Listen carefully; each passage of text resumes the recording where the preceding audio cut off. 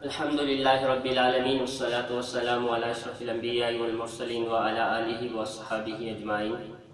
اما بعد فاعوذ باللہ من الشیطان الرجیم، بسم اللہ الرحمن الرحیم۔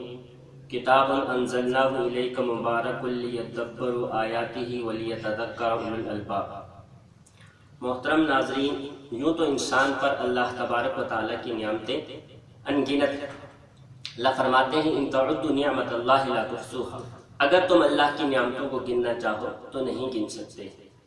اللہ کی انہی انگنت نعمتوں میں سے سب سے منفرد اور ممتاز اور سب سے عظیم نعمت قرآن مجید ہے۔ قرآن مجید اللہ تبارک و تعالیٰ کی طرف سے انسانیت کی رہبری رہنمائی کی آخری اور دائمی کتاب ہے۔ اس میں اللہ تبارک و تعالیٰ نے انسان کے لیے دنیا میں کامیابی کے اصول ضابطے بھی بتائے ہیں اور آخرت کی کامیابی کے اصول ضابطے بھی بتائے۔ چاہیے تو تھا کہ انسان اس سے رہنمائی حاصل کرتا، اس کو سمجھنے کی کوشش کرتا، لیکن قرآن کریم کے ساتھ اس وقت جو تعلق ہو چکا ہے وہ محض رسمی سا رہ گیا ہے کہ قرآن کریم کو اعلیٰ سے اعلیٰ غلاف میں لپیٹ کر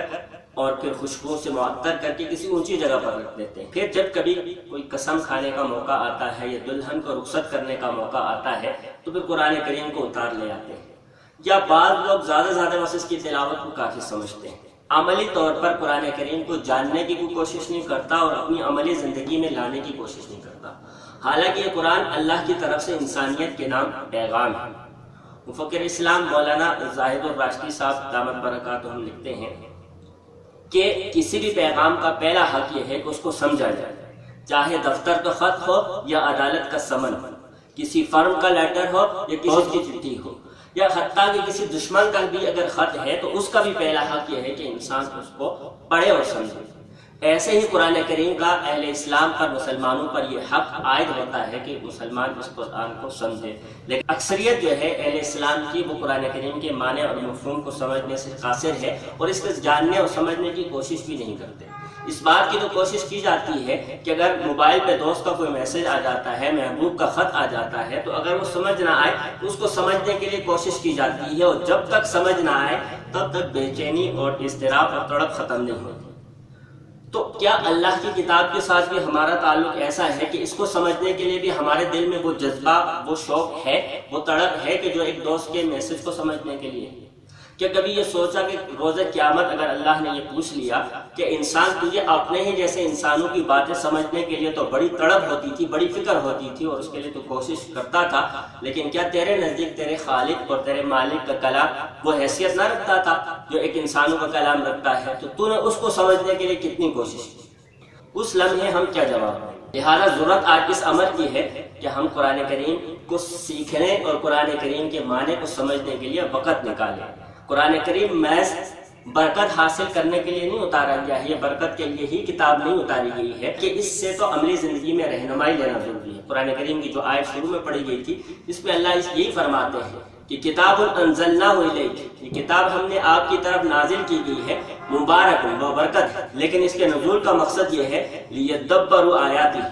تاکہ اہل ایمان اس کی آیتوں میں غور فکر کرے، وَلِيَتَذَكَّرَ أُولُو الْأَلْبَابِ، اور عقل والے اس سے نصیحت حاصل کریں۔ قرآن کریم سے نصیحت تبھی حاصل کی جا سکتی ہے جب پہلے انسان اس کو سمجھے تو صحیح۔ جو ایک آدمی سمجھتا ہے تو اس میں کیا غور و فکر کرے گا یا وہ اس سے کیا نصیحت حاصل کرے گا؟ تو قرآن کریم سے یہ محض رسمی تعلق جو ہے یہ کافی نہیں ہوگا برکت کی حد تک کا، بلکہ اس سے رہنمائی لینا یہ انتہائی ضروری ہے دنیا اور آخرت میں سرخرو ہونے کے لیے۔ آج دنیا میں اس بات کا رونا تو رویا جاتا ہے اور عملی طور پر ہم دیکھ بھی رہے ہیں کہ مسلمان ہر طرف پستی، ذلت اور رسوائی کے شکار ہے۔ تو اس کی بنیادی وجہ بھی قرآن کے دامن رحمت سے دوری ہے۔ صحیح مسلم میں حدیث ہے، امام مسلم نے روایت نقل کی ہے، نبی اکرم صلی اللہ علیہ وسلم فرماتے ہیں ان اللہ یرفع بہذا الکتاب اقوام، اللہ اس کتاب کی وجہ سے اقوام کو بلند کرتا ہے، ویضع بہ آخرین، اور دوسروں کو اس کی وجہ سے اللہ رسوا بھی کرتے ہیں۔ یعنی جو لوگ قرآن کریم کے دامن رحمت سے جڑ جاتے ہیں، جو قرآن کو سمجھتے ہیں، اس پر عمل کرتے ہیں، اپنی انفرادی اور اجتماعی زندگی میں قرآن کریم کی تعلیم پر عمل پیرا ہوتے ہیں، تو وہ دنیا میں فلاح پاتے ہیں، وہ دنیا میں بلند اور عزت کا مقام پاتے ہیں۔ صحابہ، تابعین، تبع تابعین کے ادوار اس کی واضح اور روشن مثالیں ہیں۔ بعد والے لوگوں نے چونکہ قرآن کریم کو اپنی انفرادی اور اجتماعی زندگی سے نکال دیا ہے،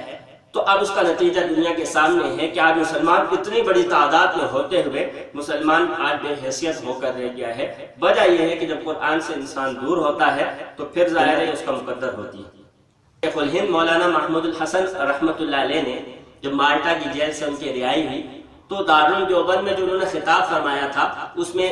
یہ جملہ انہوں نے فرمایا کہ ہم نے جیل کی تنہائیوں میں سوچا کہ مسلمانوں کی دنیا اور دینی اعتبار سے تباہی کی وجہ کیا ہے، تو اس کی دو ہی بڑی وجہ ہیں، ایک قرآن کریم سے دوری اور دوسرے آپس کے اختلافات۔ میں وہیں سے یہ عزم لے کر آیا ہوں کہ اب اپنی بقیہ زندگی قرآن کریم کو لفظاً اور معناً عام کروں گا۔ جب قرآن کریم کو لفظاً اور معناً عام کیا جائے گا، اس کو سیکھا جائے گا، اس پر عمل کیا جائے گا، تو انشاءاللہ وہ وقت دور نہیں ہے کہ پھر سے مسلمان دنیاوی اعتبار سے وہ عروج پائیں گے اور آخرت کے بلند مقامات کو بھی حاصل کر پائیں گے۔ تو قرآن کریم کو سیکھنا ضروری ہے، محض برکت کا تعلق یہ کافی نہیں ہے، اس رسمی تعلق سے آگے بڑھنا ہوگا۔ اگر آگے نہیں بڑھیں گے تو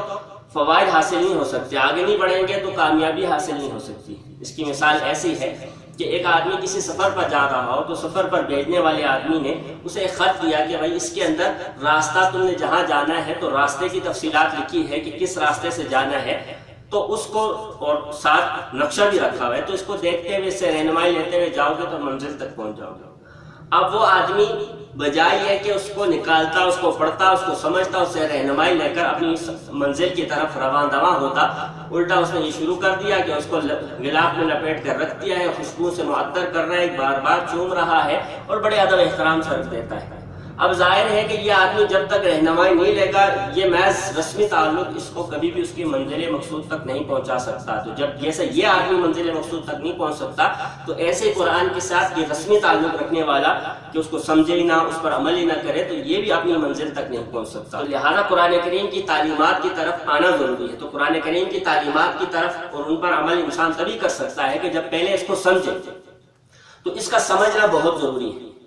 یاد رکھیے کہ آپ دنیاوی اعتبار سے جس بھی عہدے اور منصب پر ہیں یا جس بڑی سے بڑی ڈگری کے حامل ہیں، اگر آپ اللہ کا قرآن نہیں سمجھتے تو یہ سارا بیکار ہے، اس لیے کہ یہ عہدہ، یہ منصب، یہ ڈگری ہے، یہ تو ساری یہیں رہ جائیں گی،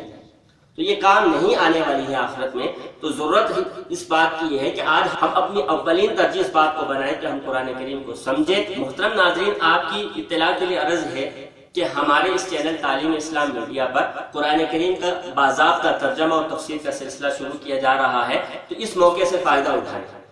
کتنا وقت ہم دنیاوی تعلیم کے لیے یونیورسٹی کالجوں کے چکر میں لگا دیتے ہیں، کتنا پیسہ بھی لگاتے ہیں، تو کیا اللہ کی کتاب کے لیے ہم تھوڑا سا وقت نہیں نکال سکتے؟ اور پھر یہ جو سلسلہ ہے تو اس میں آسانی یہ ہے، ایک تو کوئی عمر کی قید نہیں ہے، بڑے بھی سیکھ سکتے ہیں اور چھوٹے بھی سیکھ سکتے ہیں، اور پھر وقت کی بھی کوئی قید نہیں۔ اس طرح سبق کلاس میں یا دستگاہ میں پڑھایا جاتا ہے تو وہ ظاہر اس میں اپنی پابندیاں ہوتی ہیں، مقررہ وقت پر اگر آپ آگے تو آپ سن پائیں گے، نہ آ پائے تو آپ اس سے محروم ہو جائیں گے۔ تو یہ سلسلے میں آسانی یہ ہے کہ اس میں کسی وقت کا آپ کو پابند نہیں کیا جا رہا ہے، جب بھی آپ کو فرصت ہو، جب بھی آپ کو مہلت ہو تو آپ چینل پہ جا کر ویڈیو دیکھ کر اس کو آپ سیکھ سکتے ہیں۔ پھر اگر ایک مرتبہ میں یاد نہ ہو، سمجھ نہ آئے تو آپ بار بار اس کو دیکھ سکتے ہیں اور اس کو سمجھ سکتے ہیں، اور اگر کوئی بات سمجھ میں نہ آئے تو کمنٹس میں آپ پوچھ سکتے ہیں۔ تو یہ ایک بہترین موقع ہے قرآن کریم کا ترجمہ اور قرآن کریم کی تفسیر سیکھنے کا۔ اب بھی اگر کوئی فائدہ نہ اٹھائے تو ظاہر ہے کہ اپنی ہی محرومی ہوگی۔ آپ سے گزارش یہ ہے کہ قرآن کریم کے ترجمے اور تفسیر کو سیکھنے کے لیے چینل کو سبسکرائب کر لیں، تاکہ جب بھی کوئی ویڈیو اپلوڈ کی جائے تو اس کا نوٹیفیکیشن آپ کے پاس آ جائے، اور اس ویڈیو کو اپنے دوستوں کے ساتھ بھی شیئر کریں اور ان کو بھی اس سلسلے کے ساتھ جوڑیں، تاکہ قرآن کریم کے پھیلانے میں آپ کا حصہ بھی شامل ہو جائے۔ دعا ہے جو کچھ کہا سنا کہ اللہ تبارک و تعالیٰ اس پر عمل کرنے کی توفیق عطا فرمائے۔ وآخر دعوانا الحمد للہ رب العالمین۔